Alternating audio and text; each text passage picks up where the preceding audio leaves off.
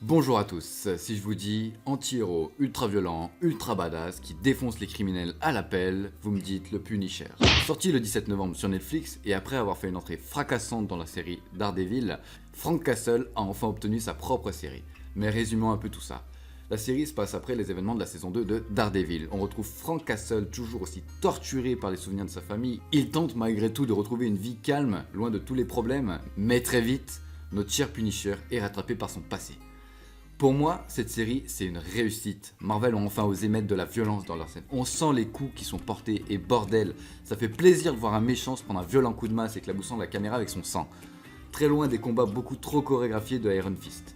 Mais The Punisher, c'est pas seulement de la bonne grosse violence. On y comprend vraiment toute la souffrance de Castle et comment chaque matin, il se réveille avec la mort de sa famille. On comprend à toute l'injustice à laquelle il a dû faire face et dont il fait encore face. On arrive presque à en comprendre ses méthodes de anti-héros. On se rend compte aussi que c'est pas qu'un monstre sanguinaire, mais qu'il a aussi un cœur et qu'il veut protéger la veuve et l'orphelin. Ça lui rappelle un peu sa famille. Chaque personnage est là pour nous montrer quelque chose ou faire avancer l'histoire. Il n'y a pas de comic relief vraiment. On découvre aussi un jeune vétéran revenu de l'Afghanistan qui est atteint d'un stress post-traumatique complètement perturbé et manipulé par un vieux qui déteste la direction prise par son pays. On se rend compte avec ce jeune que les actions de Frank Castle ne sont pas interprétées de la même façon par tout le monde, que tout le monde n'a pas la même vision de la justice et que la limite est parfois trouble. La série aborde plusieurs sujets sensibles comme ça, comme le stress post-traumatique comme je viens de le dire, mais le port d'armes aussi. C'est une série vraiment très complète et vraiment bonne à prendre. Un petit mot sur l'intro qui vraiment s'impose vraiment comme une musique un peu country qui nous fait entrer un petit peu dans le monde de Frank Castle qui est complètement froid et brutal.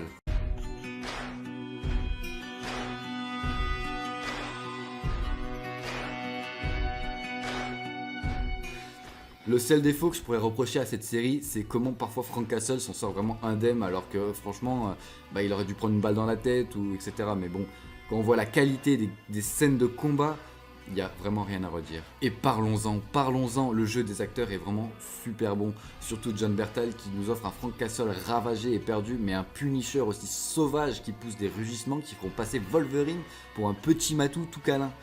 Donc, évidemment, vous l'aurez compris, pour moi cette série aurait été une réelle surprise parce que je dois l'avouer, je n'attendais rien du Punisher après avoir vu Iron Fist et The Defender.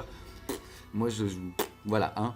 Je la trouve vraiment complète avec une histoire qui nous accroche du début à la fin et des scènes d'action tout simplement superbes. Donc voilà, c'était un plaisir de vous retrouver pour une petite critique sur la série The Punisher qui me tenait vraiment à cœur. En tout cas, j'espère que ça vous aura plu, prenez soin de vous et à la prochaine. Ciao.